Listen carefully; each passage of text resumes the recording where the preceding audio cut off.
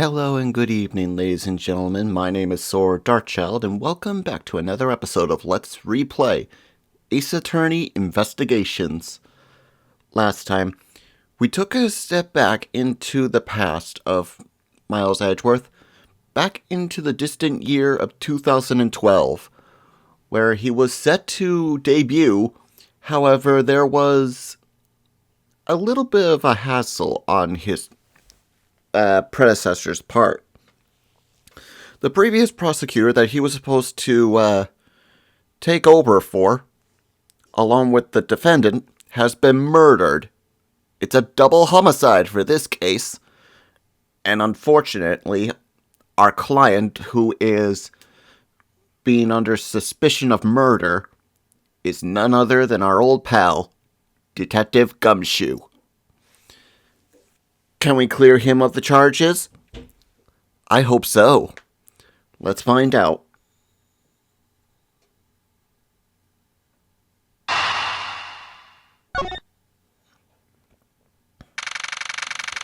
September 10th, 2012, 4:45 p.m., District Court, 3rd floor lobby. Sir, what is to become of the trial into the Courthouse emissary staff member's murder? Indeed, since both the suspect and the prosecutor are now dead, the case will be dismissed. In other words, the trial ends here prematurely. Huh. Looks like you'll have to wait a bit longer for your big debut. I suppose it can't be helped. The evidence for this trial will be transferred to you in a little while. Sir, what do you think about the murder of the Courthouse embassy staff member? And the murders of Mr. Faraday and Mr. Rell? What an outrageous circus it has all become! That Faraday brought it all upon himself with his naivete. An outrageous circus. Right, sir. I grow very weary of this topic, Edgeworth. I will have you assigned to a different case. Papa, you'll come and watch my courtroom debut next, won't you? I'll consider it. Sir, if I may please, allow me to continue with my investigation. Whatever for? I know that there is already a suspect in the murder of Mr. Faraday and Mr. Rell. However, there is not enough evidence to prove that it was he who committed the crime. I'd like to continue investigating in order to prove the perfect proof of his guilt. The perfect proof? Don't make me laugh! A worthless person like you has no right to claim such a thing as perfection.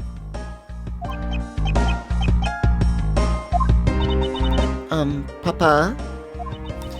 Who do you think is the real culprit behind these murders? Miles and I, we're competing to see who can find the real killer first. Plus, being able to investigate the real crime scene is a really rare opportunity. It would give us some real-life experience, wouldn't you agree? If you want to investigate this case that much, then do as you wish. Then you're allowing us to continue? In court, your top priority is to win, and a solid investigation is one of the keys to winning. We have to make sure that you become recognized as a first-rate prosecutor, don't we? It wouldn't be very interesting otherwise. I'm returning home now. Edgeworth, Franziska, see to it I'm not disturbed, save for the results of your competition. Yes, sir. Of course, Papa. Franziska, thank you. What are you thanking me for? Your logic earlier was built on that scruffy detective's lie. That means that the competition is still on. Yes, just as you wish. I can't let you get off that easily. So then, let's see how well you fare on the investigation from here, Miles Edgeworth. I know I don't have enough evidence yet. So my first order of business will be to question anyone involved in the case. And first one I want to question is not Detective Bad. It's Costello U.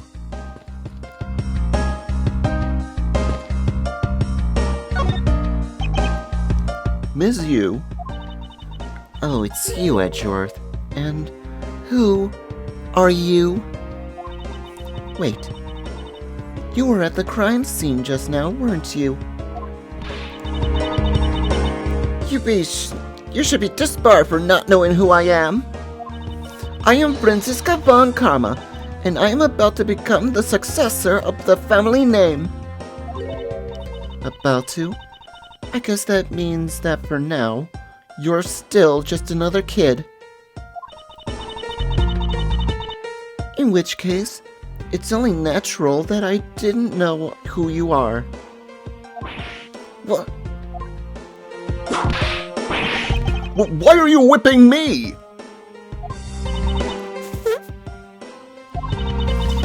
Anyway, it looks like you're planning to hold the evidence a bit longer.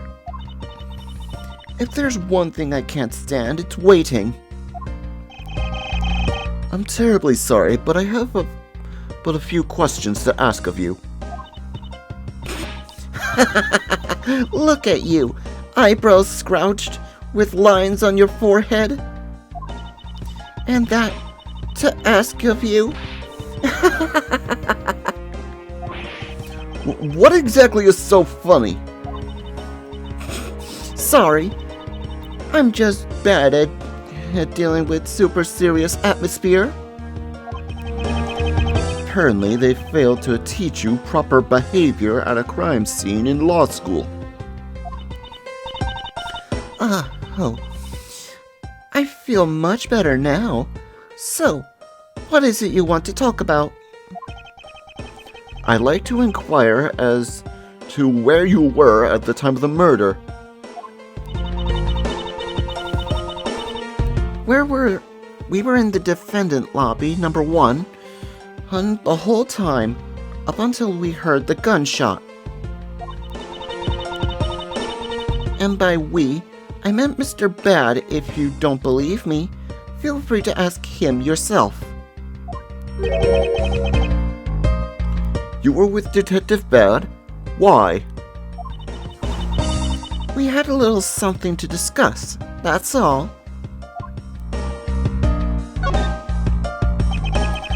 So I take it you are an acquaintance with Mr. Detective Bad? Yeah, he was the detective in charge of the KG-8 incident. Detective Bad is also related to that incident? That's right. He was the one who was supposed to protect my sister, Cece. But you know how that turned out, don't you, Mr. Edgeworth? Miles Edgeworth, I have no idea what you two are talking about. I heard of the KG-8 incident from Papa. But how does that case relate to you, Miss Yu? The victim of that case, CCU, was my little sister.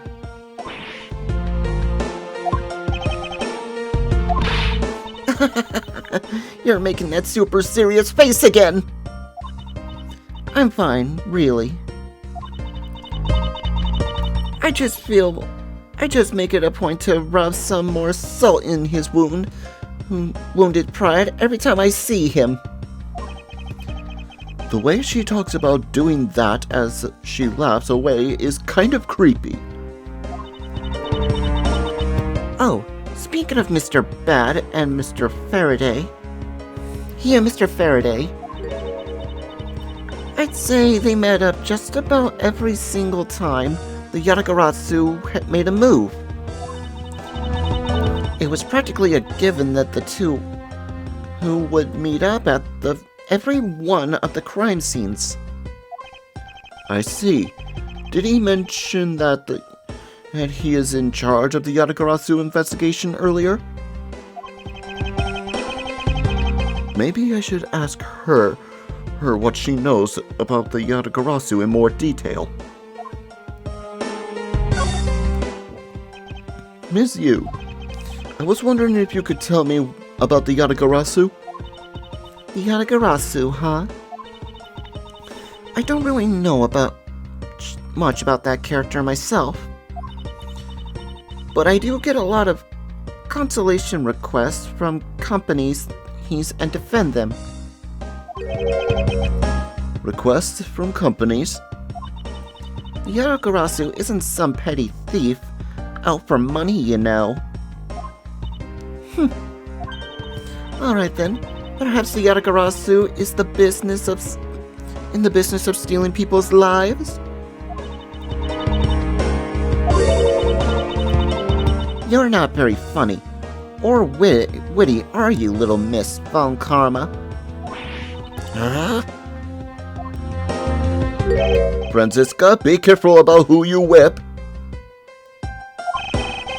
Choose carefully, or you may be sued by— Ow! There, I chose carefully, just like you wanted.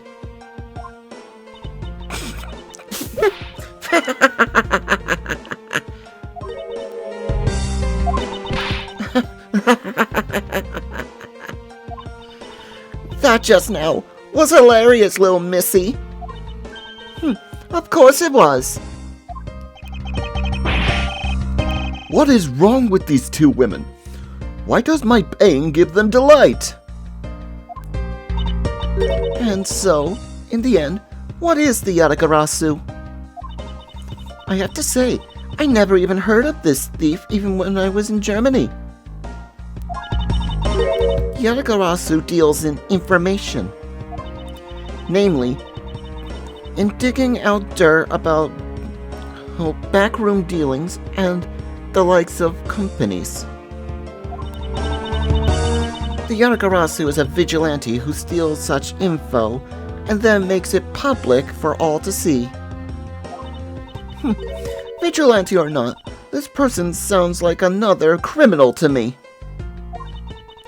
I suppose you could put it that way too. But either way, I get a lot more clients now thanks to that thief. Sounds like Miss Yu is profiting nicely.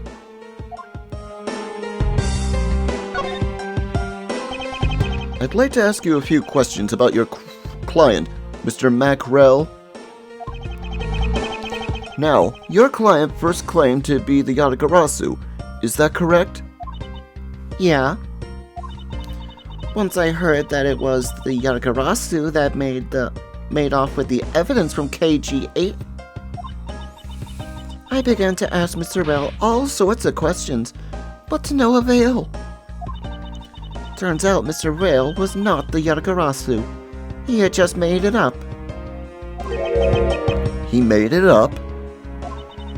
Mr. Rail's crime was caught on tape by his security cameras.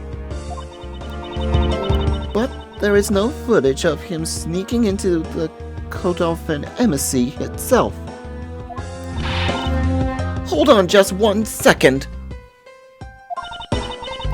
Then you mean to say that you knew that he was not the real Yatagarasu? And that he was just another cold-blooded killer And you were ready to defend him? Yes, that's right. I see. So the defense lawyer is actually just someone whose job is to cover for criminals. That's why defense lawyers are so dispensable. Detestable. Oh, but they are no match for us Von Karmas.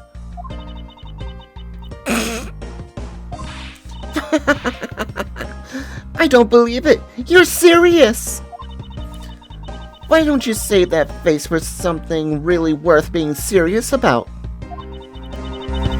And Edgeworth, do you remember what I said earlier? I have my own agenda.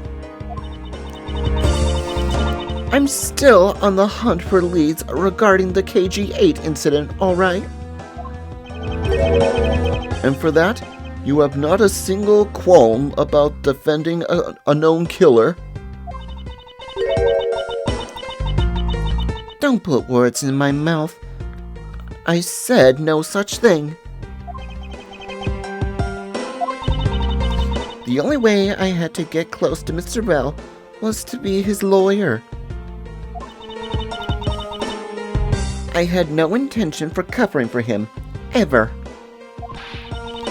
So don't you dare suggest I was going to. I'm sorry. Forgive my rashness. You claim that at the time of the murder, you were with Detective Bad. But don't your lawyers usually discuss the trial with your clients during a recess? We do, and that's what I was planning to do.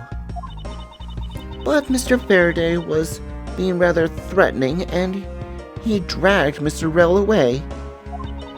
After that, Mr. Bad came into lobby number 1, so we just stayed there and talked. And what did you talk with Mr. Bad about? Nothing interesting. I just insulted him some. Talked about how the trial was going. And then I insulted him some more. Bloody. When she's not laughing, her mouth seemingly spews nothing but insults. Anyway, Mr. Bad and I were in defendant lobby number 1 when the murder occurred.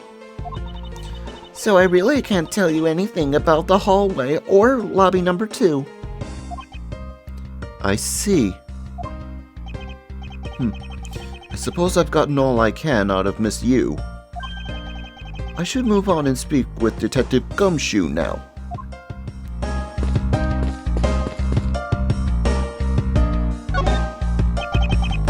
Detective Gumshoe? Hey, it's you, pal! You're here! Youch! As am I. I don't think you needed to whip him to let him know that. I don't think you needed to whip him to let him know that. I didn't do it, pal! I swear on my honor as a detective, I really didn't! Your words are useless. I place my trust only in the evidence, Detective. Once the investigation is fully over, and should we find out that you are the killer, there will be no mercy to be had for you. Have a heart, pal! But you're not worried, right? After all, you have nothing to worry about. If you really are innocent, that is. That's right! Hey, pal, go and do your perfect investigation and get the real killer for me, will you?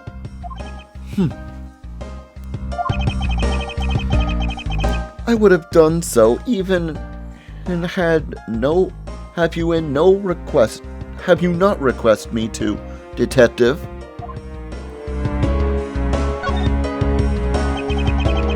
So you and Mr. Faraday had a small meeting last week, did you?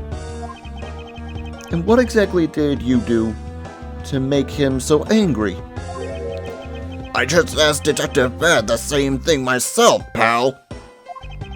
Turns out he was mad at me because on my very first day as a detective, I reported in at my usual post instead of the Criminal Affairs Department.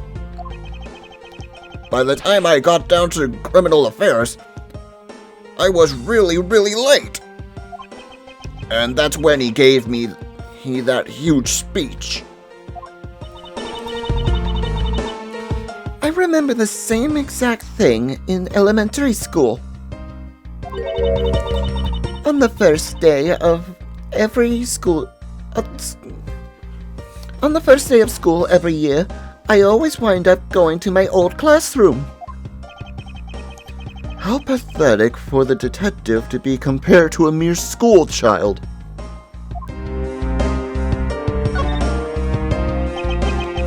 You claim to be standing guard in front of the door to lobby number 2 during recess. However, when did you receive the order to do so, and from whom? Earlier, at around 3:20, and from Detective Bad, pal.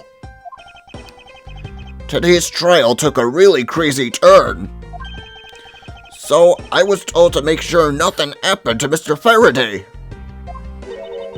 And yet, something did happen to him, correct? It looks like it was a total waste of manpower to assign you to guard duty. Ow! Your words sting worse than your whip, pal. So it was Detective Bad who ordered him to stand guard, huh? Now then, Detective Gumshoe, is there anything else you'd like to tell me? Nope, not a thing, pal. In that case, allow us to take a look at what you are carrying in your personage. Ah, wait! You can't do that! There's nothing of any particular value here. Well, my handcuffs and my badge, which were confiscated by Detective Bad, so you know. And what is that open envelope I see sticking out of your coat pocket? Ah, hands off, pal! Just show it to us already. Yo! Annual bonus check within $5 total, except there is no check inside. You had your look. Now give it back, pal. It's my first bonus as a brand new detective. I just got it and cashed it today. Hey, I had literally no cash on me until I did. You know? So that envelope is really special to me. Now give it back. You don't need rubbish like this, so don't worry. We'll throw it away for you later. How could you?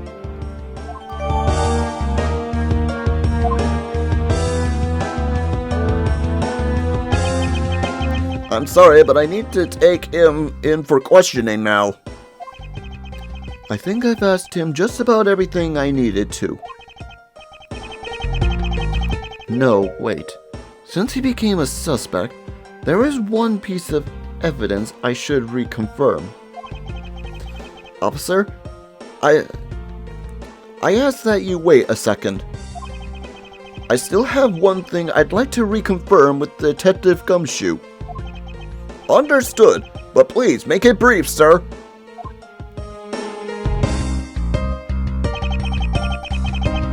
I want to hear it from the horse's mouth. I must confirm whether or not his testimony about when the crime occurred is the truth.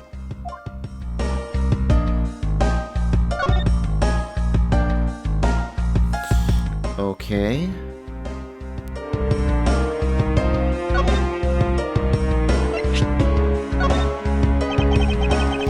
told me earlier that you heard no sound other than the gunshot out in the hallway. Is that correct? No mistake about it, pal. Then you are also claiming that no one passed through the hallway earlier. Is that also correct? Yup, not even a single ant passed through that hallway. While I was on duty.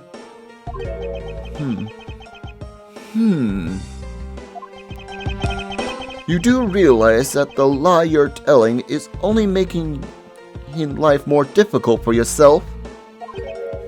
Huh? Oh. But it's true. I didn't see anyone go through the hallway, and I didn't hear anything else, pal. I bet the killer found a way to kill the two guys that's beyond what I can even imagine. So he intends to continue telling this ridiculous lie. But why would he do so, given the situation he's in? I believe a thorough investigation of the hallway in front of the defendant's lobbies is in order.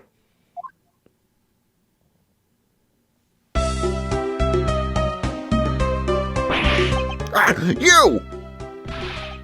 Ugh!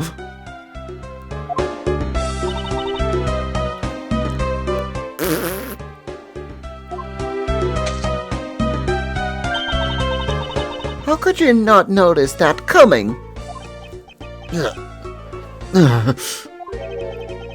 Wasn't that the child I changed money for earlier?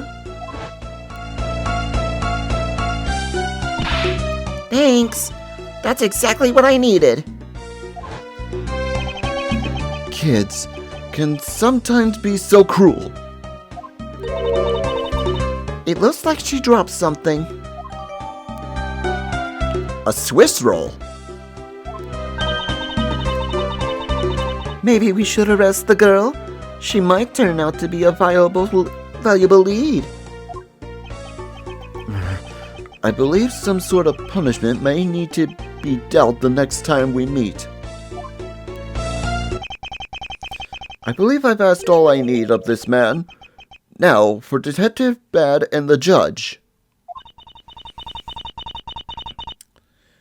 We have to confirm who is correct, the judge or the scruff-faced... We have to confirm who is correct. The judge or that scruff face, right? I suppose we should inspect the hallway in front of lobby number 2 next, then. I suppose so. Shall we head over, Franziska?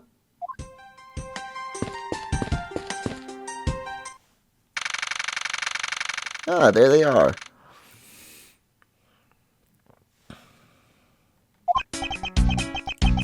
So, did you see anything else? No, I don't think so. I see. Well, thanks for your cooperation. Oh, it's nothing.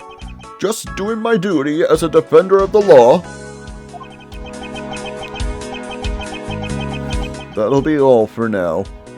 I'll ask again if I have any other questions. Anytime, Detective. Now, if you'll excuse me, I have a few loose ends I have to tie up. Oh, you're that new prosecutor Mr. Von Karma recommended, right? My name is Miles Edgeworth, Your Honor. And I'm Manfred Von Karma's daughter, Franziska Von Karma. I'm set to become the successor of my genius father any day now, Your Honor. I see. Mr. New Prosecutor. Ah! I bit me tongue. Are you alright, Your Honor? Please feel free to refer to me as just Ms. Von Karma, Your Honor. As for him, just Edgeworth is fine. Apparently, someone doesn't feel that I'm worthy of a proper title. Oh ho! Very well then. I shall call you Miss Von Karma and Mr. Prosecutor Edgeworth. Your Honor, Mr. Edgeworth is fine, sir. Now, about your earlier testimony. Yes? What about it, Mr. Edgeworth? I would like to ask you a few questions about what exactly you saw. All right. After all, it's my duty to clarify my testimony as a defender of the law. I greatly appreciate your cooperation, Your Honor. Now then, first thing I will need to do is figure out that detective's exact head movements.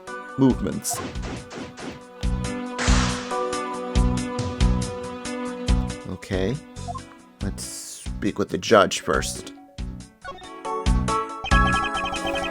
Your Honor, I'd like to ask you a few questions if you don't mind. Where were you at the time of the murder? Do you suspect me of something? No, nothing of the sort, Your Honor. Very well. You may continue with your testimony. Your Honor, it's your testimony I'm after. Oh! I had no idea you were chasing after me or my testimony.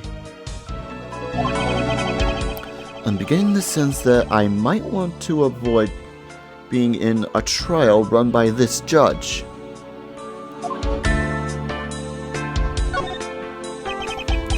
Let me see here. Now then, how should I put this? When you get to be my age, you need to pay more frequent visits to the restroom.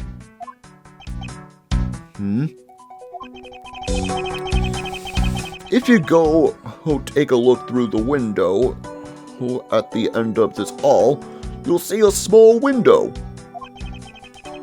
That is the window to the men's restroom.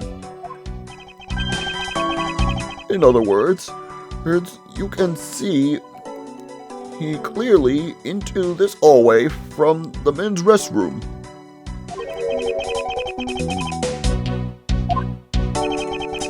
When I was going into the restroom, that Detective Gumshoe, is it? Well, he was standing in front of the vending machines, buying something from it. However, and this I couldn't believe, when I was about to exit the restroom, there was not a soul in the hallway anymore. Your Honor, if you could please calm down and explain to me rationally. Oh, I'm really sorry. Please, let me regain my composure. It was really suspicious. That's what my finely honored judge intuition said. Although, well, until the murders occurred, I just sort of brushed it off.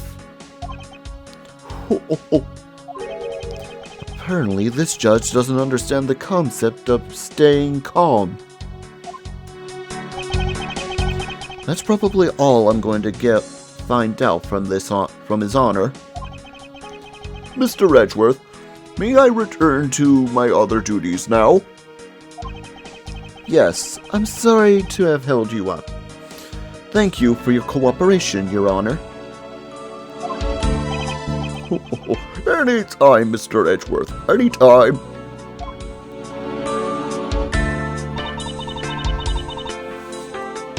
The judges in this country seem rather friendly. Yes, if not a little wishy-washy. However, I hear that they are known to hand down very fair verdicts.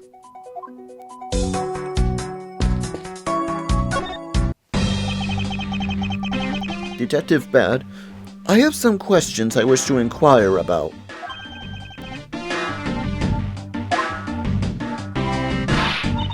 Hey, how about you do some actual work, you? I wish to inquire into Detective Gumshoe's movements during the recess. You're getting in the way of the investigation?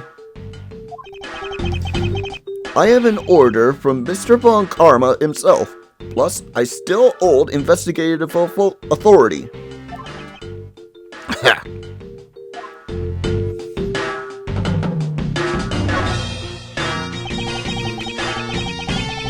So, I hear you were the one who called Detective Gumshoe to calm down here.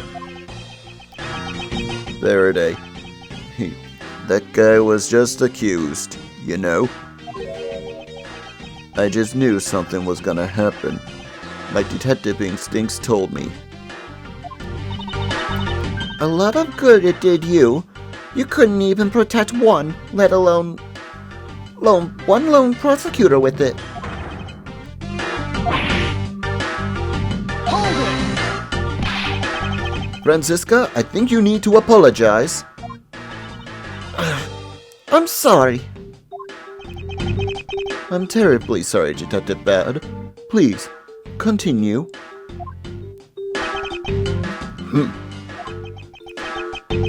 I used the phone on the first floor and called the precinct. I told them to send somebody over. And that detective's the one that showed up. And only upon his arrival did you set Detective Gumshoe to stand guard, Detective Bad?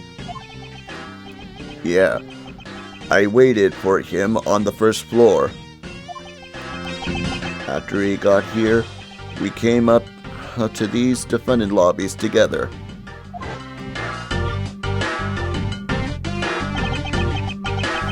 As we entered the hallway, we ran into you. She told us that Faraday was really mad,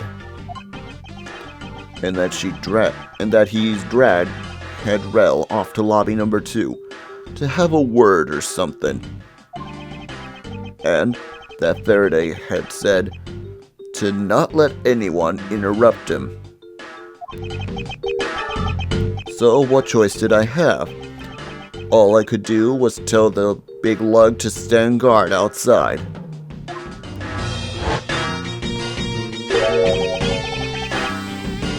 And around what time did all of that take place? Let's see. I think it was around 30 minutes before I heard the gunshot. After giving the big lug his assignment, he never left the hallway, not once. Oh, and how do you make such a claim? One of the guards out in this floor's main lobby swore to me he didn't. If the detective never left the hallway, then where did he disappear off to? That's simple. He must have gone to the lobby number 2, just as I suspected. You and I. We were in lobby number 1 next door. The only one without an alibi is Gumshoe. It would seem that I am still missing some key pieces of information.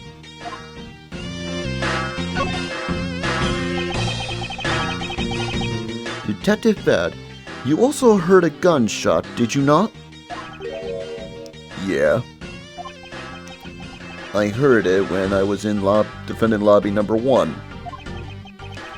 That's why I came running towards defendant lobby number 2 together with you. How much time elapsed between you hearing the gunshot and your arrival to the scene? less than a minute. What were your movements upon hearing the gunshot? I grabbed the big lug who was just walking around in the hall and raced into lobby number 2. And that's when we discovered the bodies. In that order. That makes you the discoverer of the crime scene, right? Yeah, I guess it does, little miss. I'm about to become a prosecutor very soon. You will treat me with the dignity I deserve, or else. You wave that thing around anymore, and I'll have you arrested for obstruction, little miss. You wouldn't dare. Just joking. Detective Bad is really something if he can make Franziska behave. Are we about done? Is there anything else I should ask him about? Yeah. What time he heard the gunshot? I'd like for you to tell me the exact time you heard the gunshot. It was around the end of the recess, and the trial was about to start again, I think. He was supposed to make time for himself to transfer the evidence he was holding. But I got the sense he wasn't gonna go for the handoff. So I figured I should go get him, or he'd be late. And just as I thought, bang. The sound of a gunshot hit my eardrums.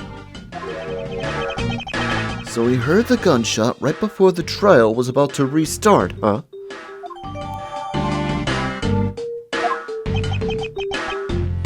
Are we done here?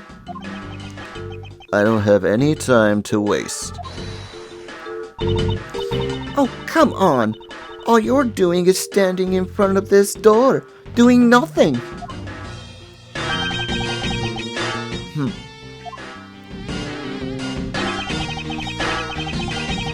I get the sense that he is somewhat investigating this crime scene.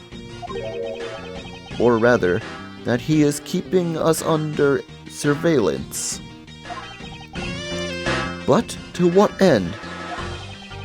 Detective Bad, may I ask that you cooperate with us for a bit longer? I don't have anything else to say to the two of you. You guys were the ones who said you wanted to investigate in the first place. Fine then. Be obstinate. We'll just do as we please. Come on, Miles.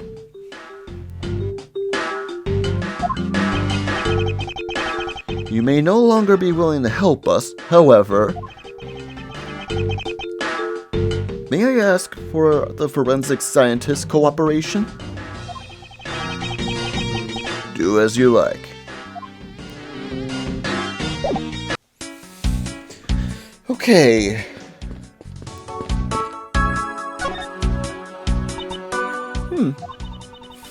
It would appear that this vending machine sells snacks and various other foods.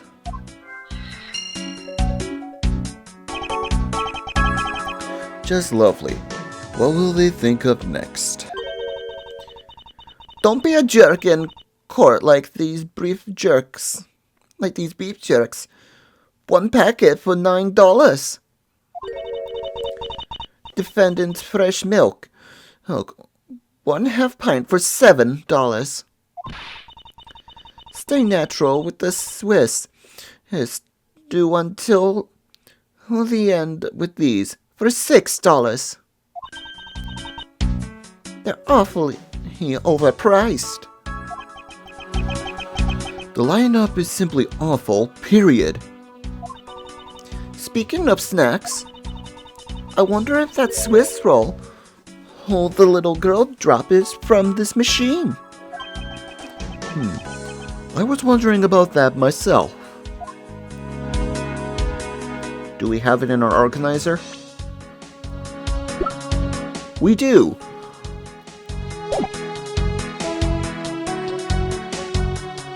But we don't have the deduction.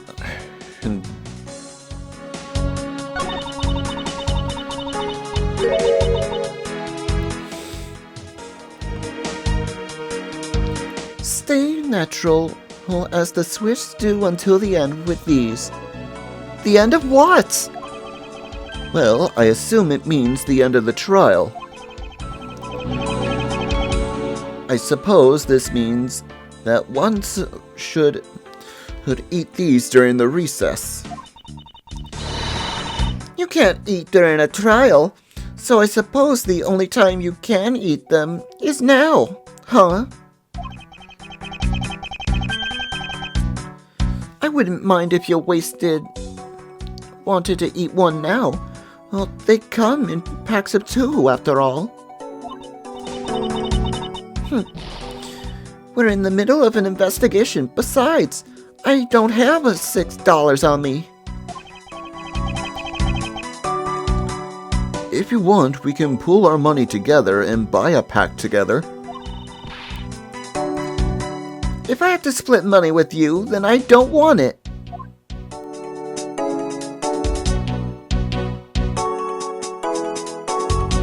There's clearly $1 right there, but we can't examine that?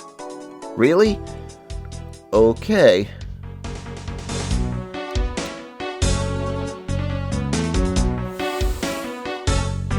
Okay, examine the word. Let's see. I guess there's nothing to examine here for now.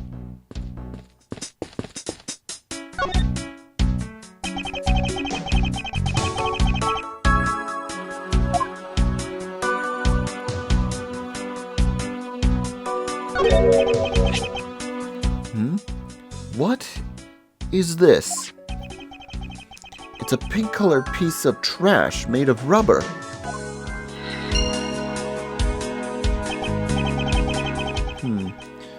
I feel like I've seen something like this before. Well, all I see is a piece of garbage. But you know, the fact that there is a litter running loose who's inside this courthouse, it's simply unforgivable. Ah! It's not like it was I who littered. Rubbish belongs in the rubbish bin.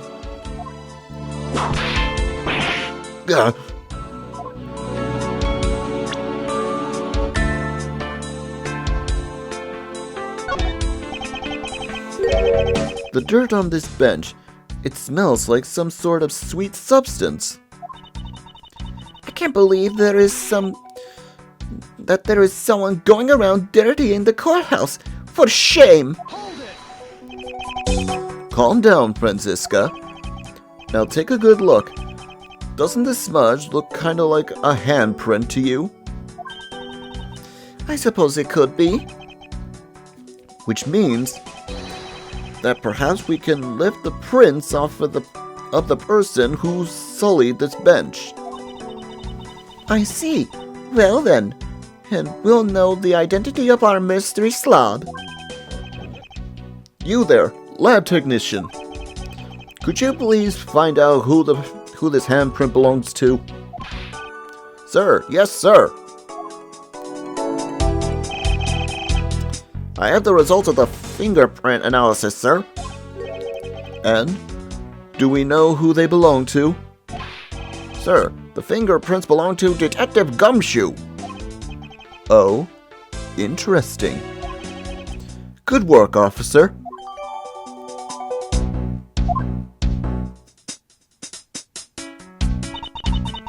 And there you have it. Yes, I suppose so. Now we know who the identity of the person who dirtied the bench. I sense that you and I will be using this information in very different ways.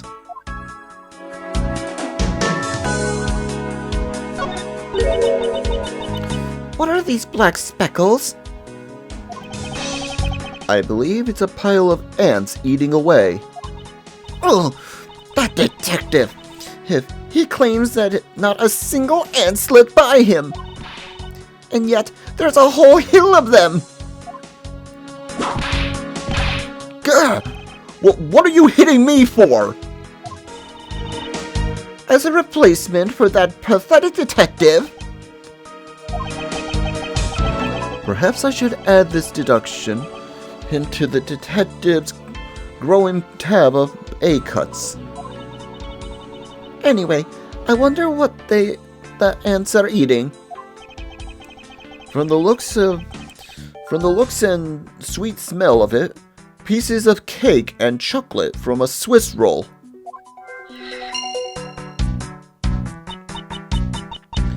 Miles Edgeworth, the courthouse is to be kept pristine at all times. No, it wasn't me that dropped food on the ground. The courthouse must be kept clean. Ugh. Okay. I think that's all we're gonna get here. Let's check the vending machine again.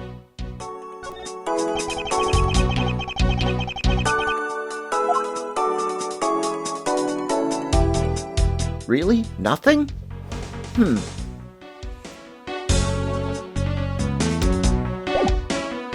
I'm probably missing something here. Again.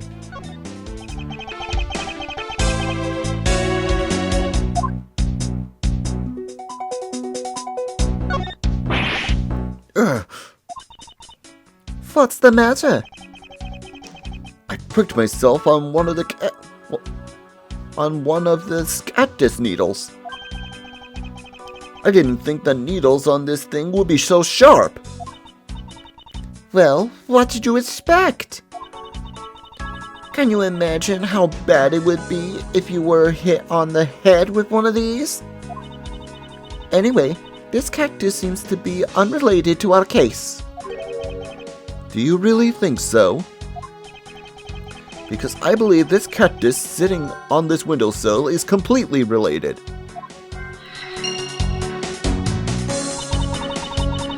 Oh, well then, I look forward to your explanation as to how exactly it's related. I think I know, but I'm gonna wait because I'm not sure if I'm 100% right about this.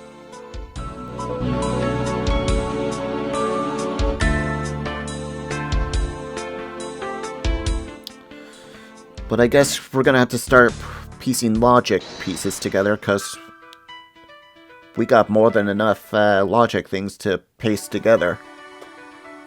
Okay, let's see. Let's try vending machine with Swiss roll crumbs.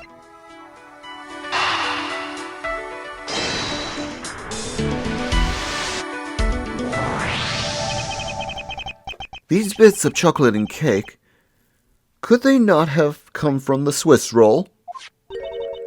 A Swiss roll? Why would a courthouse sell a thing like that? It may not seem like the right venue, however, it is being sold right over there. The vending machine? Ah, I see. Stay natural, as the Swiss do, until the end with these. 2 for $6. Talk about expensive. Leaving the fact that it's on the expensive side aside,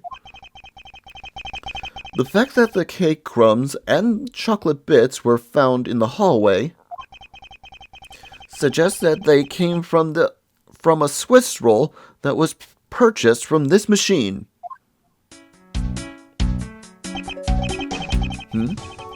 I think I have a pretty clear picture of what happened here now. Naturally. After all, I'm here, aren't I? Detective Gumshoe must have sat on this bench as he ate a Swiss roll. And as he ate, he dropped it on the floor and sullied the bench. Ugh, how could he not have cleaned up after himself? How utterly despicable. Don't you dare whip me again. And it wasn't I who made the mess in the first place.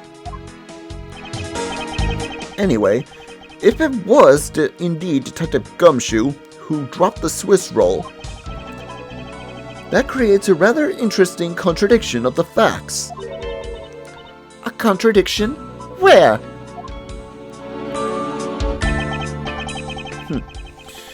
I think another look at the special courthouse vending machine is in order. Before I do, however, let's go pink pieces of trash and windowsill cactus.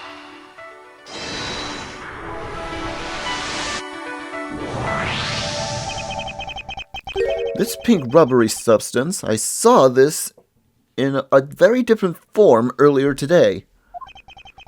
I believe this is a pink piece of a pot balloon. I suppose that's possible. The balloon probably got a little too close to our friend in the windowsill cactus. That would be the logical conclusion, yes.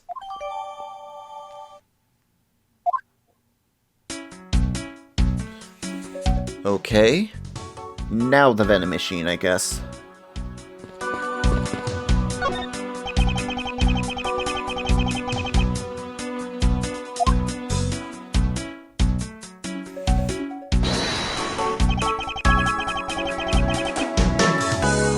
Okay.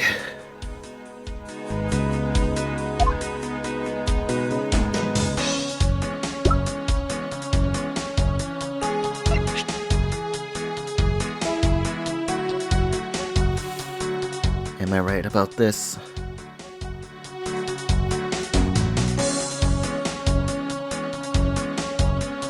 No. No, I'm not.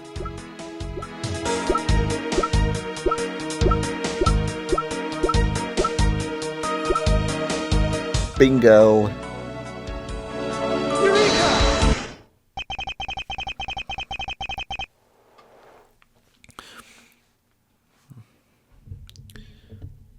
About Detective Gumshoe's finances, he said that until this morning,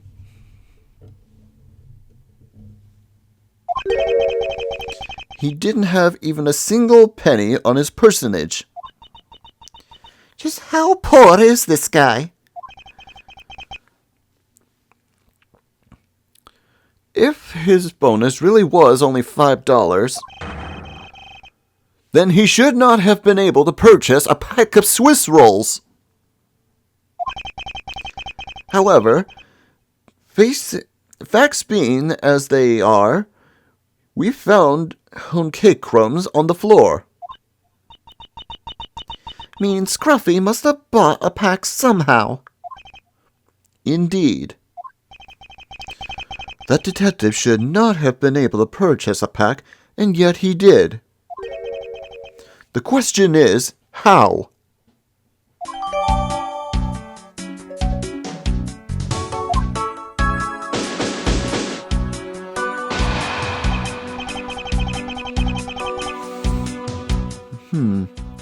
I believe I now know. I believe I have...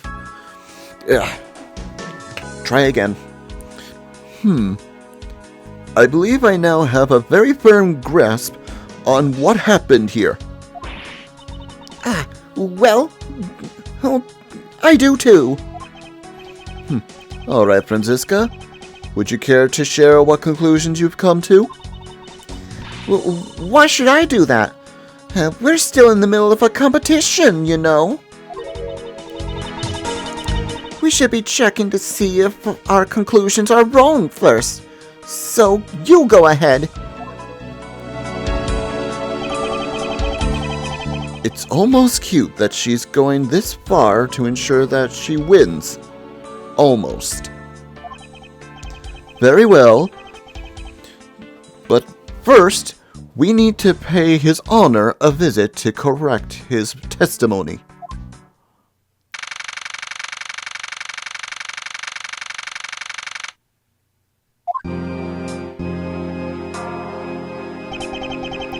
Your Honor, if I may, I'd like to test your witness testimony to see how it stands up. Do you doubt me? Am I your new suspect? In a sense, I suppose you could say that. Even you, Judge, is nothing but a common witness before a Von Karma. Silence in the courtroom! Silence, I said! Mr. New Prosecutor recommended... Oh, he was going too fast. I couldn't read what he was saying. And you bit your tongue again, didn't you?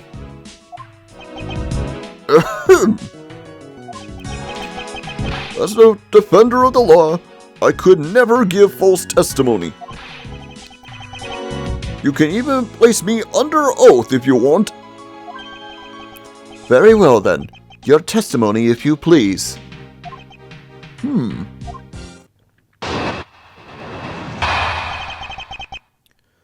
What the judge saw at recess. During the recess, I went to the restroom.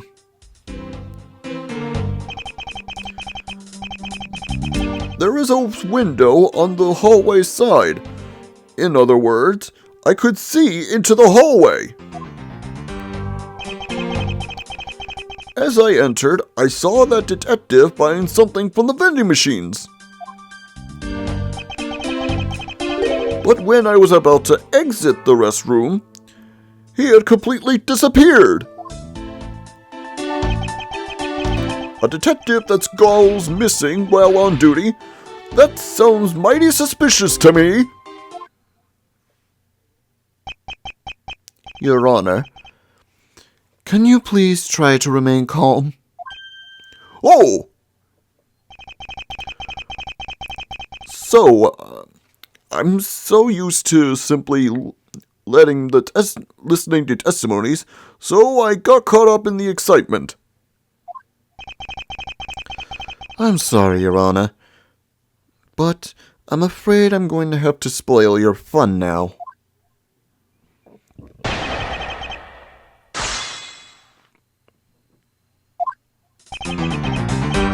During the recess, I went to the restroom. Your Honor, why exactly did you pay a visit to the restroom, if I may ask? Oh! Well, isn't it obvious? What else do you do? What else do you go to the restroom for? Or maybe I knew it! You suspect me of some sort of tomfoolery, don't you?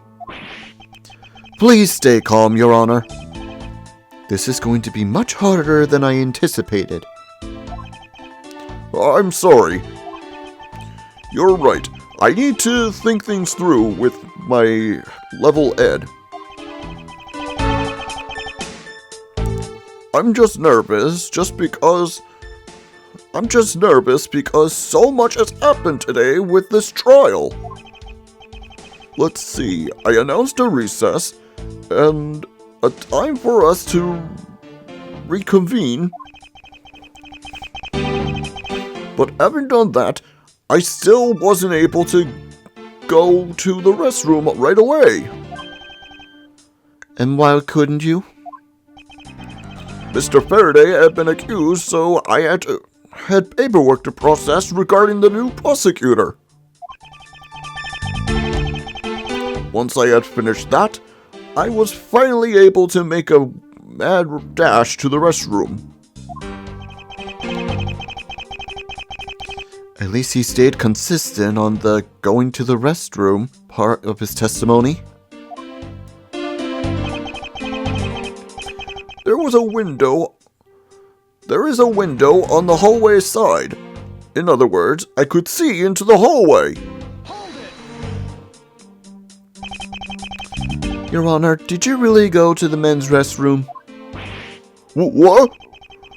What's the meaning of that statement? I simply meant that perhaps you went to a restroom on a different floor. I had to go such a long time.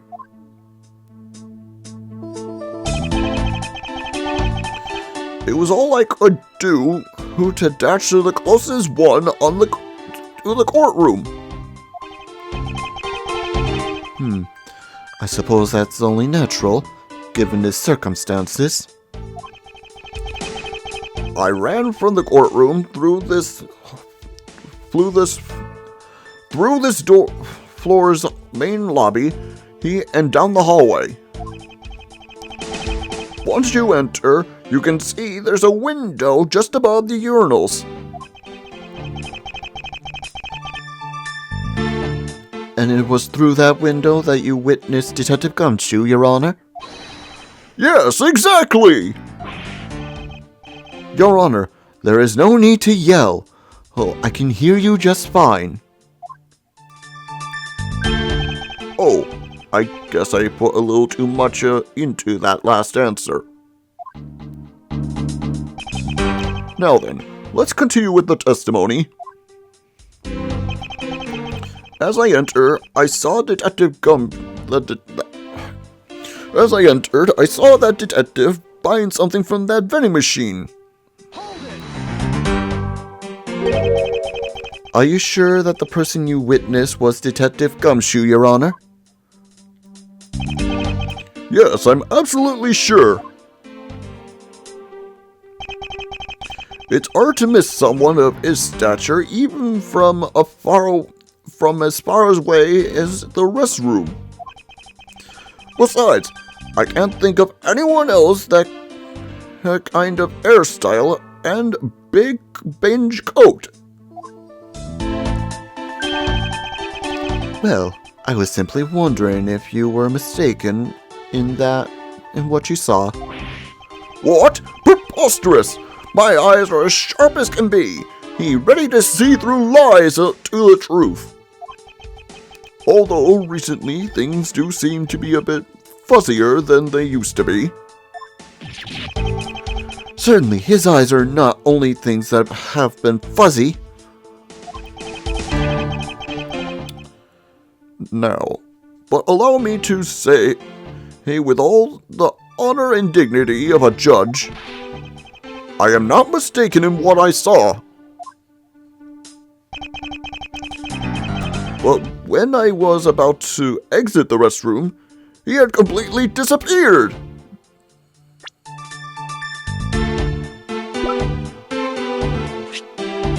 Objection! What was that finger wag for, Mr. Edgeworth? And don't you know it's rude to shout objection while someone is giving testimony? Huh. If you truly are a man of the law, then you must always be vigilant. For example, I myself never let an opportunity to shout objection pass me by. Miles Edgeworth, it's one thing to be passionate about your job, but this is real life. This is what some people may say. He is the pot calling the kettle black. Your Honor, I wonder if you might take a look at this for me? What is that filth? How dare someone dirty the hallway bench like that? Who's the culprit? That party is hereby found guilty of uncleanliness. If you must know, the uncouth bench sullier has already been placed under arrest today thanks to your earlier testimony, Your Honor. Oh? Well, that's good, but who was it? We were able to discover something from the smudge on the bench. Namely, Detective Gumshoe's fingerprints. Not happy with committing murder, he had to go and dirty the courthouse too? Guilty! Your Honor, please calm down. Well, it's true that the detective is the one who made the mess on the bench. We have not yet established that this action is related to the double murder. What do you mean? I believe that the detective bought a pack of Swiss rolls from the vending machine and then properly sat down on the bench to eat one.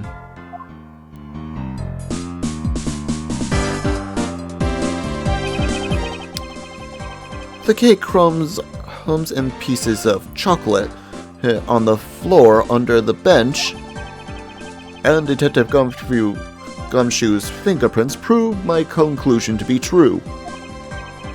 Oh, but I still don't understand. Is this whole thing related to how I couldn't see him as I was leaving the restroom? It is indeed. The window in the hallway was built rather high up into the wall, at around a grown adult's chest height. As evidence, I submit that Franziska herself was unable to see out of that window.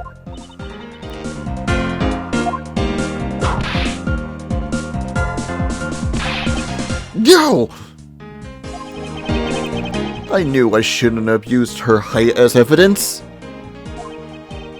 But basically, what this means is that the area directly under the hallway window is a blind spot when the hallway is being viewed from the men's restroom.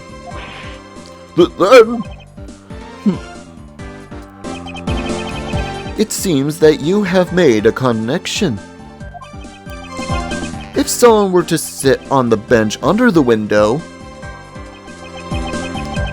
yes, even someone as large as Detective Gumshoe would effectively disappear from sight. What? Do you finally see, Your Honor? Your testimony has just proven that Detective Gumshoe was in the hallway the entire time. Sorry. I didn't mean to say it with that much enthusiasm. But all I wanted to do was try to say it once. Here, let me try it again. Hold it! Is there something of value that you'd like to say? Yes, actually there is. I remembered something else just now. Mr. Edgeworth, please allow me to testify to the court one more time. Even if we overwhelmed him, he just keeps on talking, wouldn't he? That might not be a bad thing. The more information, the more info, the better in a perfect investigation, right? What the judge saw is part 2.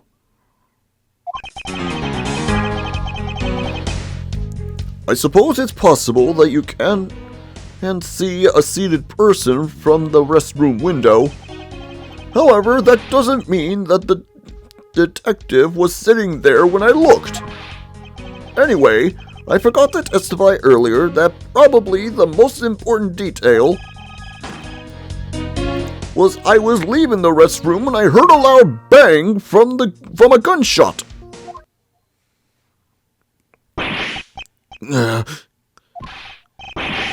was that? That is the testimony of one who judges the crimes of others. Your Honor, could you try stating the important facts first next time? I agree. Before you go around judging others, you should learn to judge your own words. Here, I'm sorry. But honestly, I thought that sound was just a noise popper up until now. Now that he mentions it, right before we restarted the trial, he did talk about that. Oh, by the way, was there someone celebrating a birthday during the recess? I could have sworn that I heard a popper going off. Come to think of it, the other day, with my grandson. The most critical point in this argument is when did the judge look into the hallway? And whether that lines up with when the gun was actually fired. Your Honor, if I may, I'd like to clarify a few details in your testimony.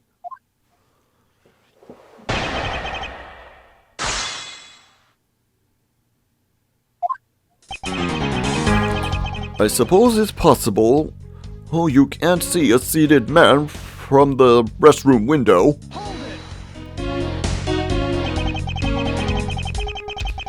In that case, do you concede that you were overconfident in your last testimony? Now hold on there.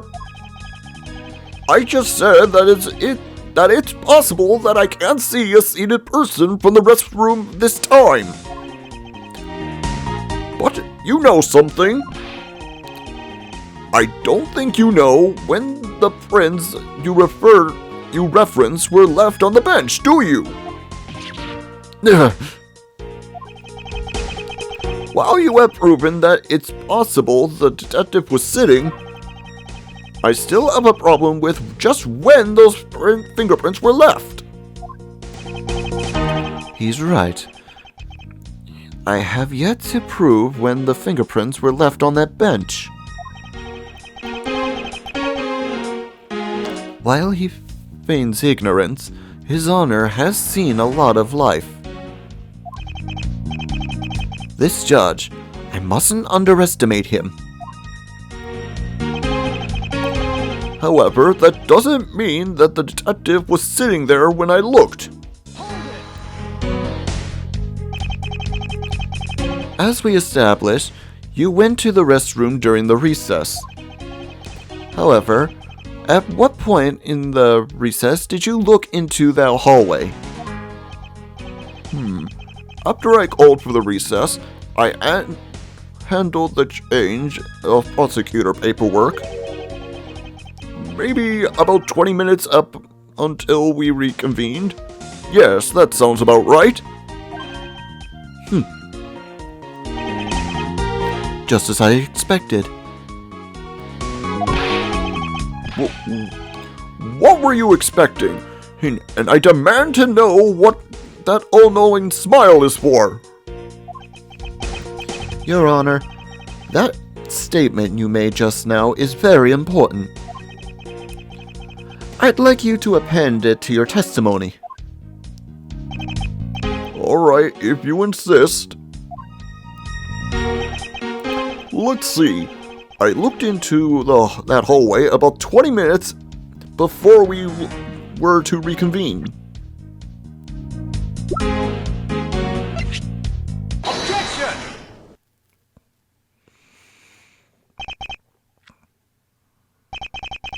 I cannot allow you to make an objection. What? Your Honor, I'm really sorry, but I cannot allow you to not allow me to make an objection. Egad! I've been overruled! Your Honor, there are simply too many holes in your testimony as of late, for my taste. What do you mean by that? You claim that you heard the gunshot during the recess, but that is simply not possible. Mr. New Prosecutor, recommended by Manfred von Karmel. Instead of biting your tongue, you should pay more attention to the facts.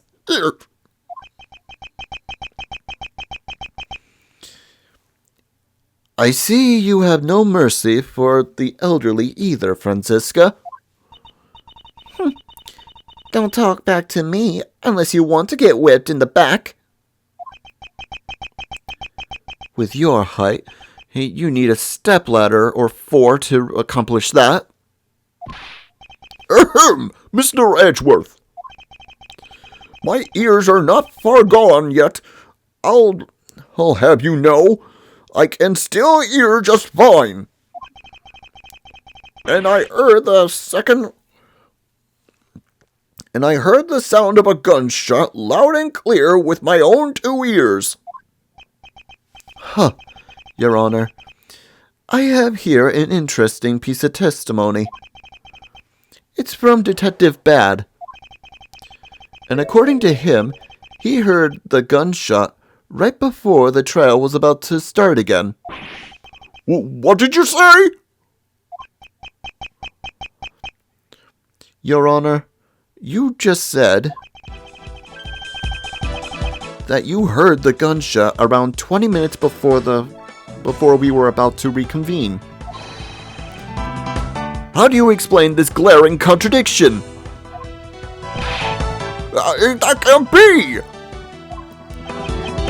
Unfortunately, that is the truth. But I heard it clear as day. Bang! The loud sound of a gunshot. That sound of a gunshot, we keep returning to this point of contradiction. Connection.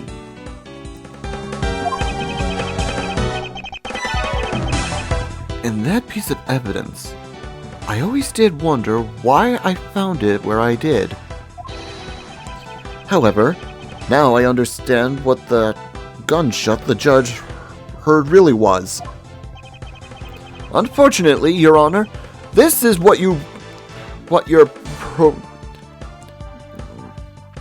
Unfortunately, Your Honor, this is what really produced the gunshot you heard. Take that! I found this object in the hallway earlier. What is that pink substance? It may not look it, but this is actually a piece of a balloon. I see. And I suppose you would like me to accept that pink balloon into the court record? Your Honor, I present this piece of evidence in order to overrule your testimony. What? Your Honor, your argument goes as follows. You saw no one in the hallway when you heard the gunshot. Now, there is no guarantee that the detective was sitting on the bench at that time. Therefore, you believe he must have been in the crime scene, defendant lobby number 2. Am I correct? Yes, that's exactly right.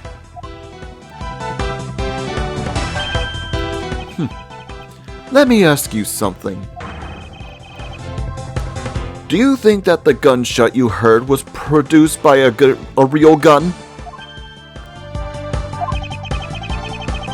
I think I've said enough that even you can figure the rest out on your own.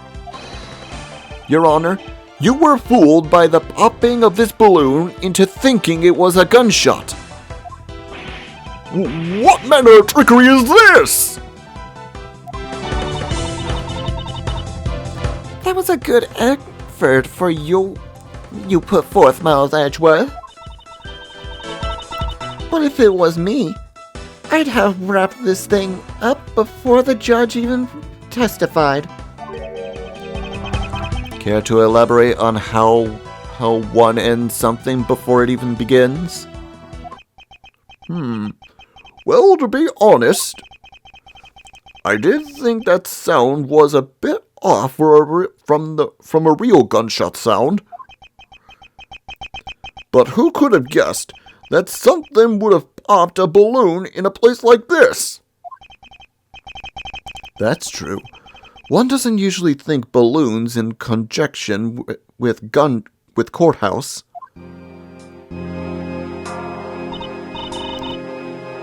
I want to trade these coins with you.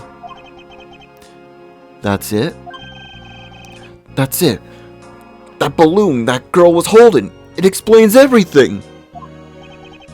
Your Honor, if it makes you feel any better, you didn't lie once in your testimony. However, I can't really vouch for this accuracy. Who knew that giving testimony could be such a difficult thing to do? What have I done? I owe Detective Gumshoe a very big apology. I will see to it myself that he is released. Wait. There is still a few things I have yet to resolve about what happened in the hallway. Your Honor, I request your permission to further question Detective Gumshoe. But why? I thought he was just cleared his name. I thought we just cleared his name. Whether we did just now or not, I still cannot say. The only thing I can do, for now, is continue in my quest for the perfect explanation. And to that end, I must resolve the remaining issues pertaining to the events that occurred in the hallway. Very well. Bailiff, please bring Detective Gumshoe into the courtroom. I must fulfill my mission and find the perfect explanation in this case.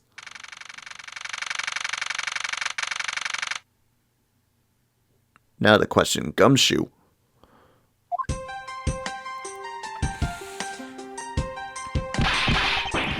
What is it now? Is it time for my trial already? I've already told you a gazillion times, pal. I didn't do it. I'll be the judge of that, Detective Gumshoe. No, you won't. I'll be the judge of that. No. I'm the judge around here, and I'll be the judge of that. Why can't you guys be a little less judgmental? Yes, well, speaking of hasty judgment, Detective Gumshoe, I'm afraid I must apologize for an error in judgment on my part. Your Honor, I don't believe you should apologize just yet. We have yet to prove who he is completely innocent of this crime. I guess so. What are you guys talking about? In any case, I would like you to testify about your actions while you were on guard duty. So please remember, you are not on trial. This is all just part of an investigation. As such, you may still be found to be innocent. However, if you should give false testimony... Yow! My whip will eject loud and clear. If you are found to be lying, you will be held indefinitely. Understood? I gotcha, pal. Thinking back on the state of the crime scene and the judge's testimony, it's obvious that Detective Gumshoe is lying. And if I can't break his lie, then we may never get a break in this case. And this case is going on long, so as soon as I get to the rebuttal, I'm going to wrap it up. While I was on guard duty, I came down here to this courthouse on Detective Bad's orders. As soon as I got here, he ordered me to stand guard in front of lobby number 2. From that time on, until I heard the gunshot, I was in that hallway the whole time. On my honor as a detective, I swear it wasn't me, pal. He's still singing the same tired tune. in that case, I'll just have to change the melody. I know he's lying, and it's time I pull the information I need out of him.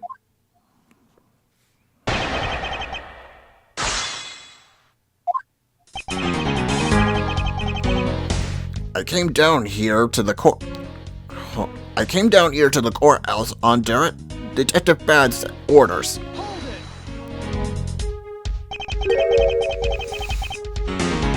So it was really Detective Bad who called you down here? You bet it was, pal. I was left in charge of the precinct and while everyone was out. Oh, and this call comes in. I want you down here in 1 minute flat, he said. Well, I thought this was my big chance, my first case, so I made a mad dash down here.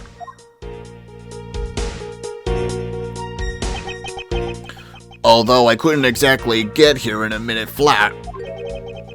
So how long did it take you? About 10 minutes, I guess. And what was Detective Bad doing when you finally made it? He was waiting for me down in the first floor in the entranceway, pal. As soon as I got here, he ordered me to stand guard in front of lobby number 2.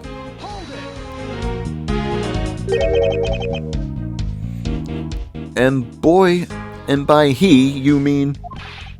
Detective Bad, of course. And this being my first time in the courthouse, he also walked with me up to the 3rd floor hallway in front of the defendant's lobby. And did you meet anyone along the way? Well, just as we entered the hallway, we ran into Miss Yu. When he heard from Miss Yu that Mr. Faraday was not to be interrupted, that's when Detective Bad told me to stand guard in the hallway, pal. So far, Detective Gumshoe's testimony is matching up with Detective Bad's. From that time on, until I heard the gunshot, I was in that hallway the whole time.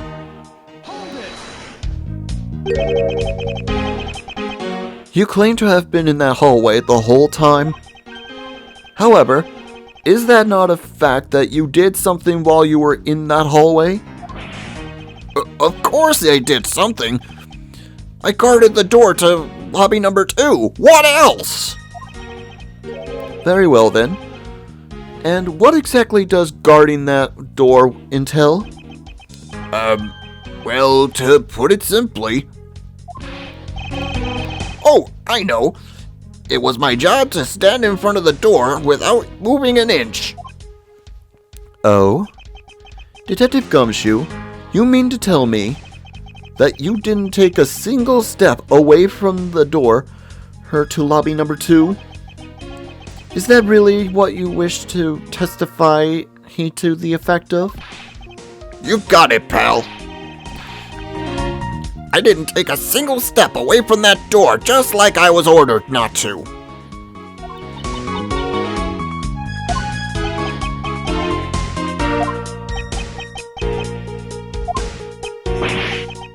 Why is everyone so quiet all of a sudden?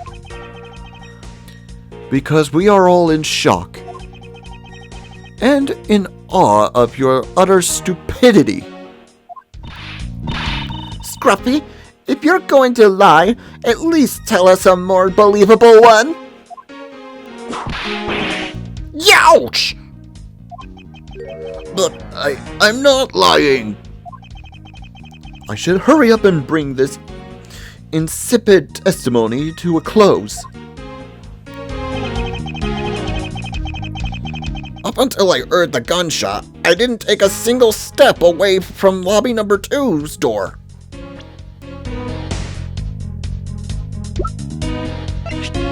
Objection!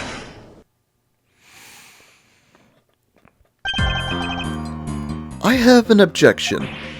What is it, pal? Detective Gumshoe, I wonder if you might recognize this from somewhere? Hey, that's one of those things. The courtroom special Swiss roll, pal. Precisely. In that case, I suppose that you also recall the sullied hallway bench? Hey, you know what? I think it was probably me that did that. Detective Gumshoe, do you know you can't go around dirtying up the courthouse like this? You inconsiderate, slovenly pig! Yeah. I promise to clean it up later. I swear.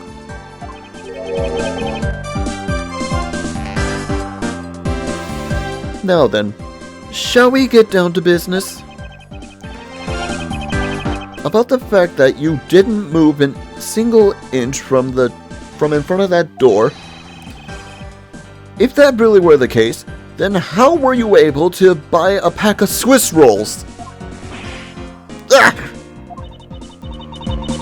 Furthermore, if you didn't move a single step in front of that door, how did you manage to get the bench dirty with your grubby hands? Ouch! It appears that Franziska's whip can do more damage than my words alone can. All right, I confess, pal. I was hungry, so I bought a pack for myself, okay? I thought I'd get chewed out again if anyone found out about me eating on the job. So I didn't want to say anything. Well, unfortunately for you, I saw you do a whole dastardly deed. I clearly saw you buying a pack of Swiss rolls from the vending machine. Okay, I'm sorry for lying. But that's all I'm sorry for. Her, you got that? Because I'm not holding anything else back. That last statement. It may sound like it makes sense. However, there is something I don't quite believe about it. Are you sure you're not withholding further information from us? Of course not. Huh. I've got nothing else to hide, pal. Oh, if only that were true, Detective Gumshoe. This is true. Who? Pal, I swear there's nothing else. Detective Gumshoe, I'm sure you are aware of the pile of... Detective Gumshoe, I'm sure you were aware of the piece of a pack of Swiss rolls, correct? Remind me again, pal. That vending machine out in the hallway, it's selling a 2-pack of Swiss rolls for $6 a pack. And yet, according to you, you didn't have any cash on you until you cashed your $5 annual bonus check. Isn't that right? Oh. Let me ask you then, and how did you manage to purchase a pack all by yourself? Can you provide me with a proper explanation for that? I told you, I bought it by myself, pal. There wasn't anyone else in that hallway with me. So there's no one who could have helped me buy it. Wait, don't tell me. You got some kind of proof that there was someone else in the hallway, don't you? Correct. As if you could. I mean, what are the chances of that? Wait, do you do? Of course I do. What? How? What proof do I have?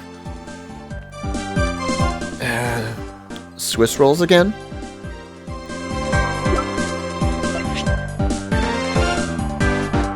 Take that! Hey, you showed that to me not 2 seconds ago, pal. Ah, I think you're under the mistaken impression that I bought this pack of Swiss roll.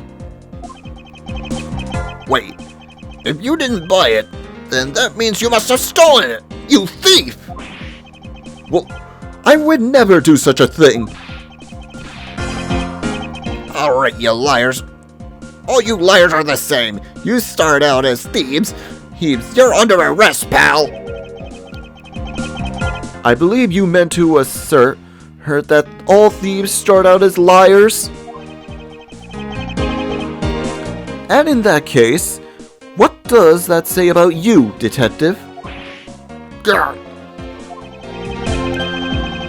This particular Swiss roll was dropped by a certain someone. Oh. There were 2 rolls in this package. You ate one of them, but you then gave the other one to a certain other person, didn't you? No way! You've got it all wrong, pal. I ate both of them.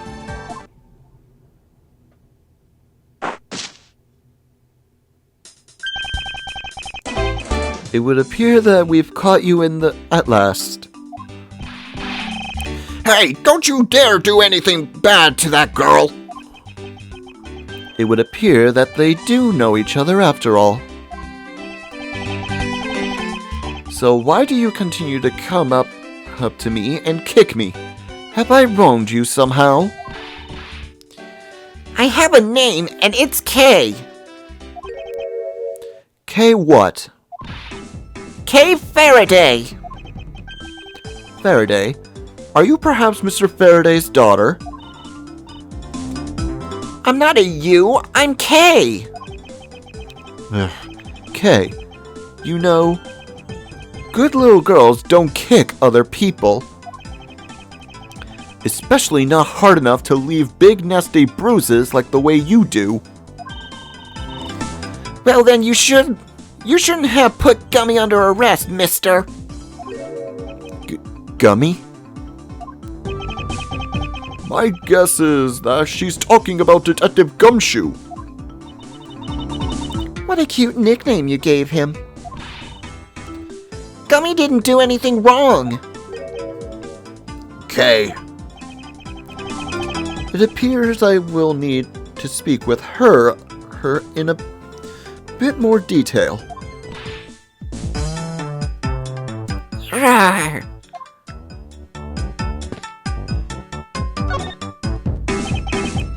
Now then, Kay. She's like a stray cat. I wonder if I should feed her something. Take that! Kay, I promise to give you this if you calm down. Oh, a Swiss roll. It really belongs to you, though, doesn't it? Yeah, I was saving it for Daddy. Oh my! Your father, he's... Ah, don't you say another word, pal! She doesn't know yet! Thanks for watching out for me, Gummy. But I already know about Daddy. I overheard the guards talking about how he's not here anymore. I'm sorry. I'm sorry I couldn't protect him. Kay, I'm not gonna cry. I'm not gonna cry. it's alright. Let it all out. Your father just passed away, after all. I myself was also involved in a case at this very courtroom when I was a young child. A case in which my father, who was a defense attorney, passed away. All of my dreams of becoming a lawyer were crushed into fine ash on that nightmarish day. Even now, I would fester deep into the depths of my soul. Ever since that incident, I've decided dedicate myself to locking away every criminal I can. And now, to have this happen right in front of me, this child, I feel a certain shared fate, a common bond between us. Miles Edgeworth, what sort of gentleman are you? Are you going to just stand there and watch a lady cry? Ah, you're right. Sorry about that. Okay, here. How about we use this handkerchief here and dry your little eyes?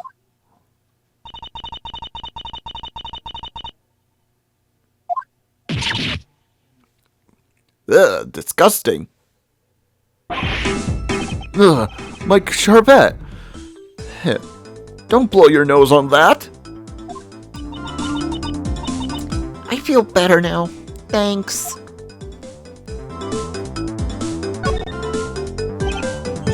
Okay, are you going to be alright? Yep, I'm alright. Somehow I highly doubt that.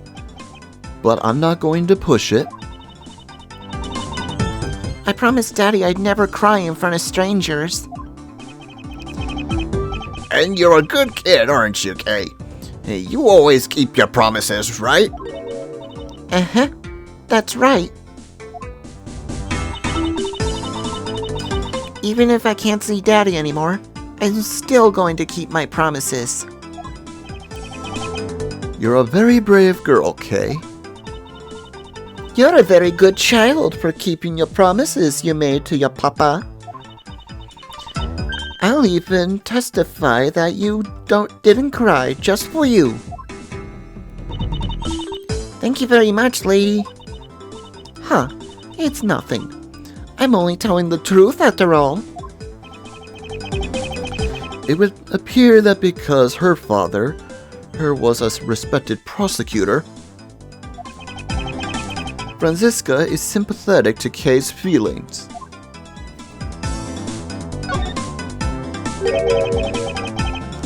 Kay, what kind of person was your father? Daddy was a hero of justice.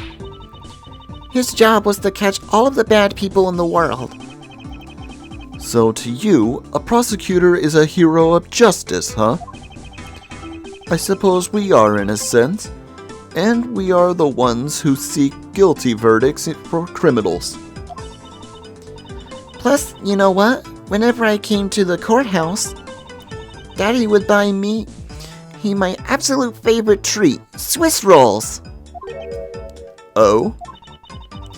I want to be a hero of justice someday, just like Daddy. So, I've been working really hard. I see. And what have you been working hard on? I've been working hard to keep all the promises Daddy and I made together. A promise notebook? May I have a look inside, Kay? Sure, okay. It appears to be an exchange diary of sorts between father and daughter. Mr. Faraday's writing conveys a sense of the kind of man he was. This little notebook might come in handy later.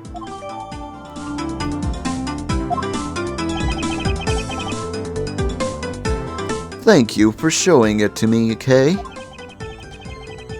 I hope you'll continue to work hard and become a hero just like your father. I'm gonna try. Hey, Kay. Hey, so I'm a detective that catches the bad people, right? That makes me a hero, too. Yeah, you're really cool too, Gummy. Yeah, aren't I, Kay? What is with the two of them? I hand down the verdicts of justice, so that makes me a hero too. Yes, thanks to your oh-so-heroic testimony. You almost painted that detective as a vile criminal and sent him off to jail. I'm really sorry about that. Gummy is not a bad man, okay? That poor judge. He's being treated like a vile criminal rather than a hero of justice. It appears that you and Detective Gumshoe are good friends, Kay. Yeah, we're friends. In that case, would you mind telling me a little more about him?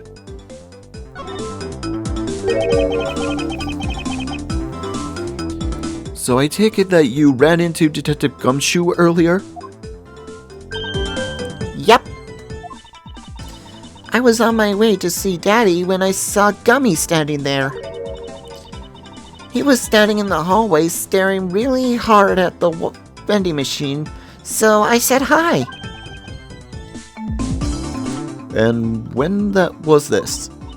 Huh? Oh, before everything got crazy? How long were the two of you together? We only talked for a little while. And then we went on our own ways. That's right, pal. Kay and I only talked for a little while. That's it. Oh, which means we have now confirmed that Kay was in the hallway during the recess. Isn't that right? You got me. I told you to stop picking on Gummy, mister. Very well then. I'll just have to speak with the good detective in a private later.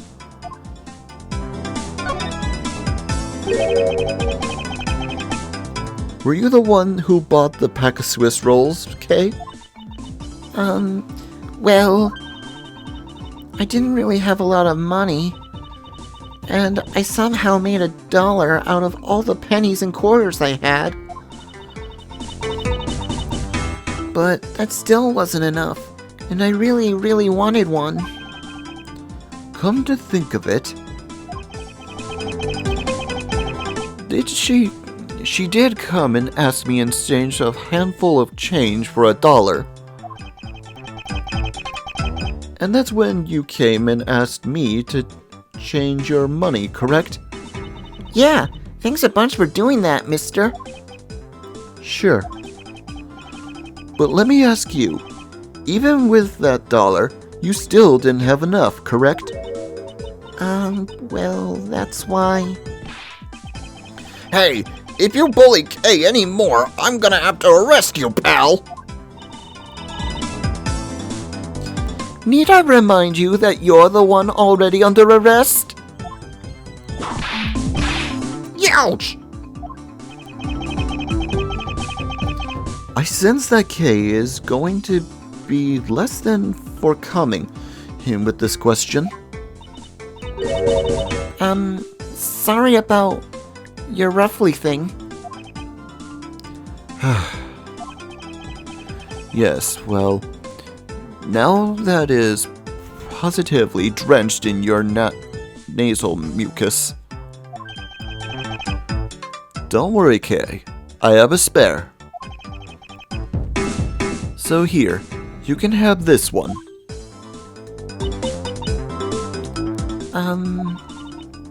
But Daddy said, never take things from a stranger.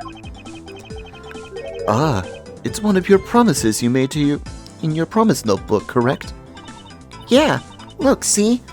It's right here on this page.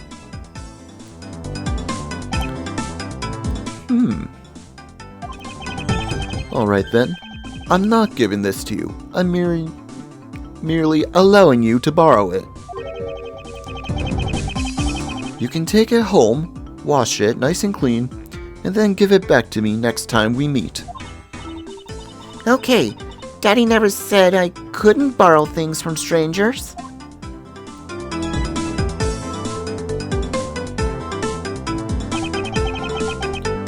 Now then, Detective Gumshoe. Uh-oh. I believe it is now crystal clear that you were with the little K in that hallway. Oh. I told you to stop being mean to Gummy! Miles Edgeworth, is there still something you have yet to resolve? I beg your pardon? You still haven't offered an explanation as for why that man would lie to us. That's... well... Gummy, don't tell me you lied for my sake. Hey, don't worry about it, Kay. Everything's gonna be okay. So that's why. So, what was Detective Gumshoe's motive for lying?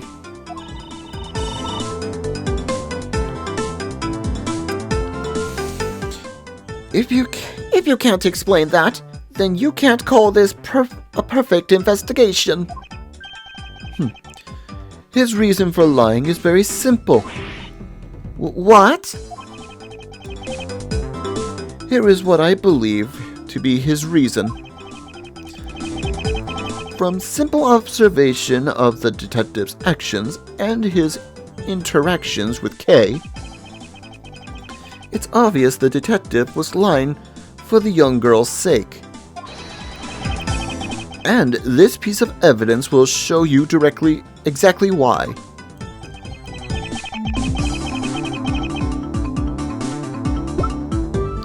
It's this piece of evidence.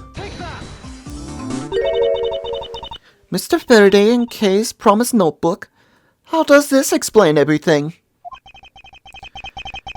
If you could take a look at this page, it clearly written that Kay should never take things from a stranger.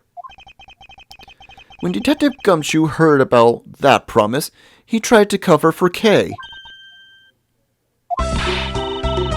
What a foolishly foolish fool's fool of a foolish reason for a fool. Ouch! Gummy, you lied because of me, didn't you? Because I'm your friend, Kay. That's why. Gummy. At long last, Detective Gumshoe, can you please tell me the whole truth now? Guess there's no point beating you, huh, pal? Okay, I'll spill the goods. I've been standing guard for a while. I was getting really hungry, and that snack vending machine was taunting me. But all of the cash you had on hand was $5 that wasn't enough to buy anything, right? After all, the cheapest item in that machine was a $6 pack of Swiss rolls. Yeah, but then, like an angel from heaven, Kay showed up. I was thinking about sharing a snack with Daddy. So I wanted to buy a Swiss roll. But I only had about $1 in coins. So So we pooled my $5 and her $1 together and bought a pack of Swiss rolls together. But I was worried about breaking one of my promises. So then Gummy said, Mr. Faraday's one scary guy when he gets mad. But don't worry, you won't get into trouble if I don't tell, right? Because you bought it with me. So you didn't really get it from me, you know? he told me it'd be okay. And he gave me a whole roll to save, and gave it to Daddy.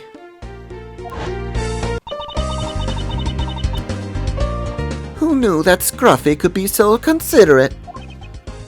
Indeed. Detective, I take it that you then sat down on the bench and ate the rolls together?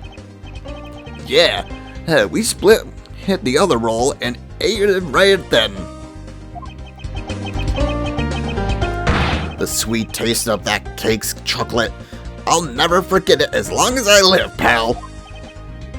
Anyway, Kay, I believe this also belongs to you? Oh, that's from my balloon I popped. It's bad manners to leave garbage lying around, Kay. I'm sorry. Well, I guess I can't blame you for not throwing this one piece away. It was sitting high on the windowsill where you couldn't really see it. So just this once, I forgive you. But that balloon, I wanted to surprise Gummy a little, so I popped it on purpose. And because of me, Gummy dropped his half of the Swiss roll.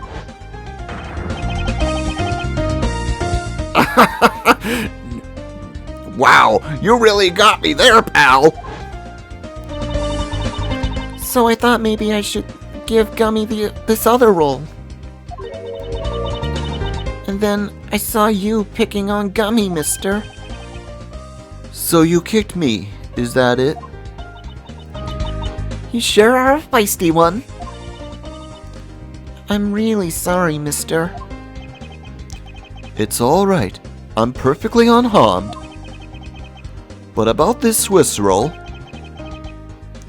would it be alright with you if I held on to it until Detective Gumshoe is cleared of all charges and free to go? Yeah, sure.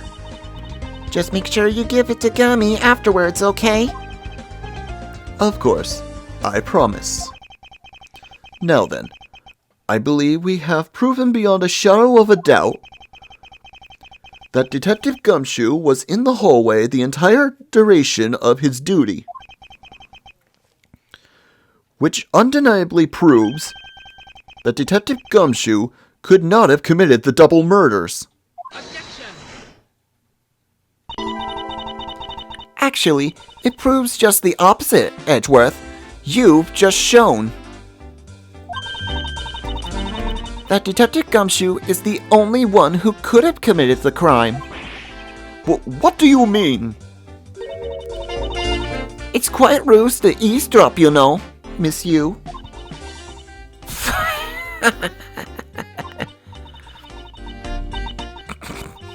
I'm getting lectured on manners by a girl with a penchant for whipping people? What? How dare you talk back with such insolence?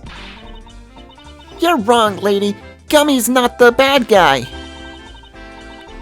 Oh, and what have we here?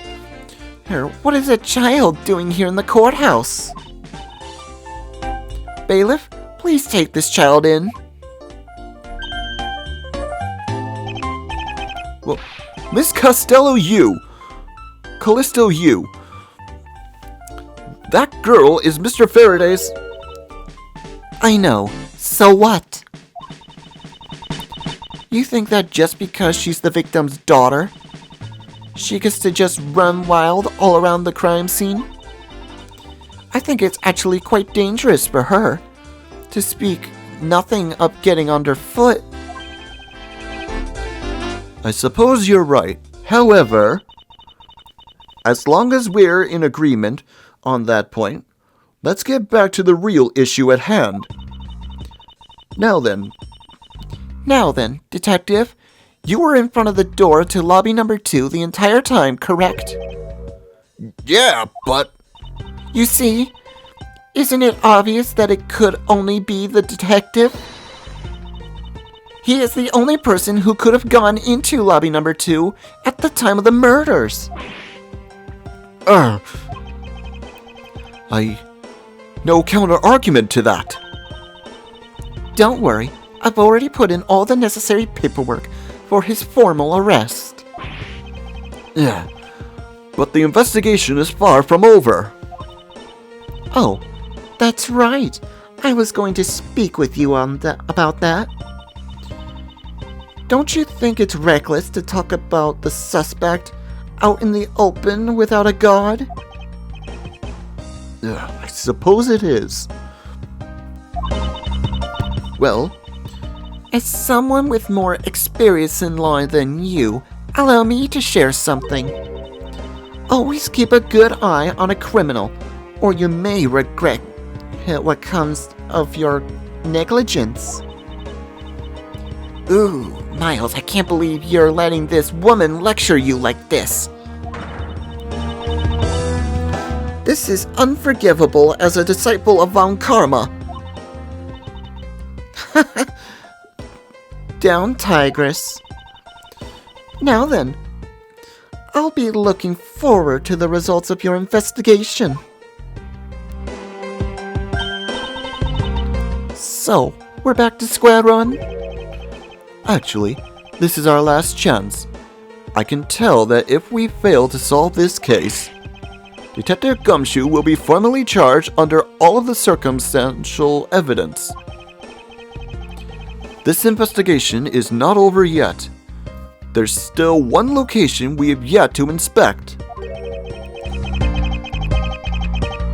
It's where Detective Bad and Miss Yu were at the time of the crime. Lobby number 1. And that should do it for today's episode of Let's Replay Ace Attorney Investigations.